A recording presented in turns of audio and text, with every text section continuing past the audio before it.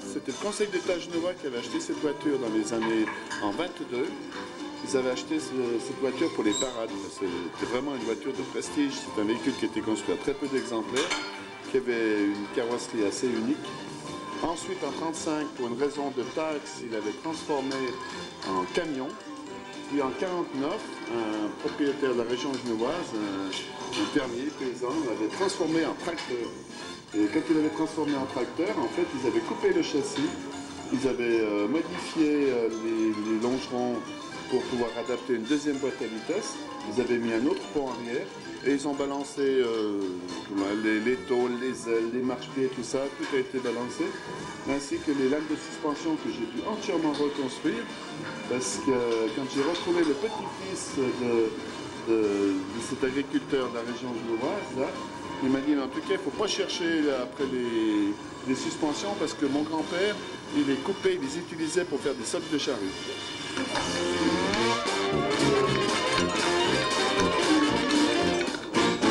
La voiture, c'est une Fiat 519V. Une voiture qui avait été, donc, comme je l'ai dit avant, construite à très peu d'exemplaires, une trentaine d'exemplaires. Une voiture des années 20. Voiture de prestige. Je crois que c'est même la plus grande voiture que Fiat ait fait. Et c'est quand même, merci Gilles, c'est quand même assez extraordinaire de penser que toute une usine peut y travailler pendant, je ne sais pas combien une année, 2 ans là-dessus, pour faire une trentaine d'exemplaires de ce type de véhicule.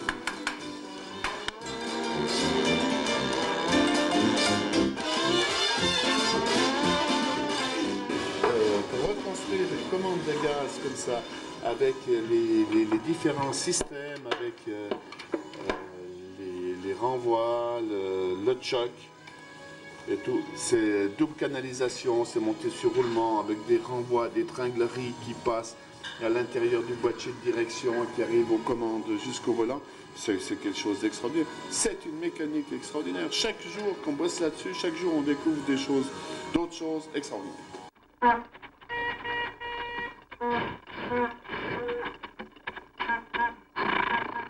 Ça a commencé il y a combien de temps? Là, j'ai commencé, ça fait à peu près 3 ans.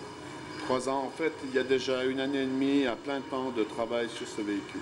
Mais il faut dire que tout a été démonté, il n'y a pas une vis, un écrou qui n'a pas été démonté. Tout a été révisé, restauré entièrement. Et que ça soit du moteur, de la boîte à vitesse au carbu, à la chaîne pas la chaîne de distribution, la chaîne du ventilateur qui était entièrement aussi reconstruite en cuir. Tout a été reconstruit. Enfin, pas reconstruit, restauré.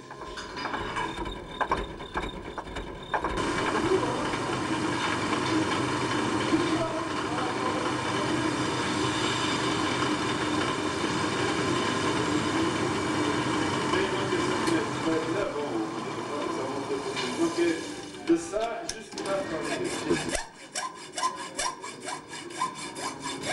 alors ça c'est Bruno. Bruno c'est notre mécano. C'est lui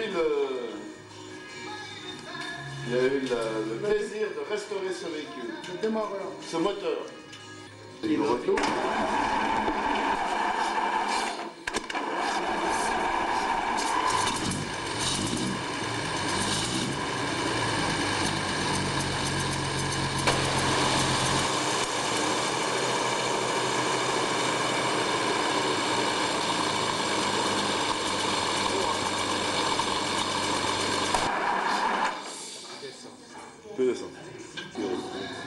Ici, là, dans cet emplacement, ça fait 7 ans.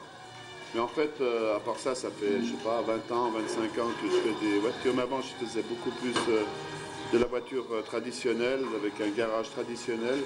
Et à côté, je faisais de la voiture ancienne. Tandis que maintenant, je fais que de la voiture ancienne. Que des belles choses comme ça.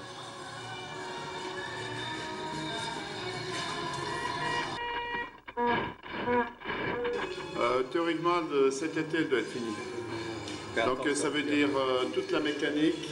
Là, on arrive au bout de la mécanique. On est dans le dernier montage, dans les freins à l'arrière, les mises au point, les amortisseurs, le réservoir. Il y a éléments qu'on doit encore monter.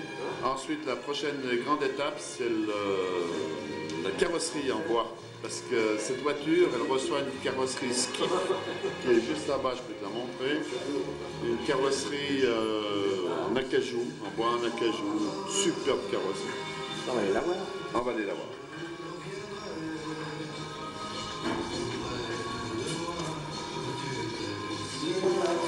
Alors ça, c'est sa fameuse carrosserie qui a été construite à une seule et unique exemplaire parce que ce véhicule a quand même été construit à 30 exemplaires dans les années 20, 23, mais il n'y a qu'une voiture qui a reçu une carrosserie en skiff.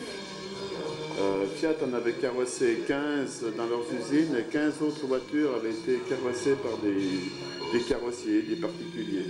C'est pour ça qu'il y a eu différents types de carrosseries, aussi bien en torpedo, en limousine, en conduite intérieure, en coupé-ville. Mais en skiff, c'est la seule et unique. Il a été construite ici, celle-là. C'est là entièrement reconstruite, étant donné que quand ils l'ont transformé en tracteur, ils avaient coupé juste derrière le tableau de bord, ce qui veut dire que la première partie en bois, c'est sa partie d'origine. Et de là, j'ai eu la chance de pouvoir reconstruire un véhicule comme ça. Et je l'ai entièrement reconstruit ici dans les ateliers. Là, je suis obligé d'avoir un atelier de menuiserie pour construire toutes les parties en bois, parce qu'en fait, toutes ces voitures ont énormément de pièces en bois. Ouais, le silence religieux ici. C'est le dépôt, c'est l'endroit où les voitures, la plupart sont en attente de travail. Bon, cette Durand est terminée. C'est une voiture américaine des années 22-23 qui a été entièrement restaurée ici, qui va bientôt rejoindre le musée international de Genève. Et là, autrement, bon, il y a différents véhicules. Là, il y a une Chrysler de 36 qui est terminée, qui attend le printemps pour reprendre la route. À l'intérieur, ici, j'ai une Ford T de 1911 en double phaéton. Très beau véhicule qui roule très bien. J'ai énormément de plaisir à rouler avec, ainsi que son propriétaire.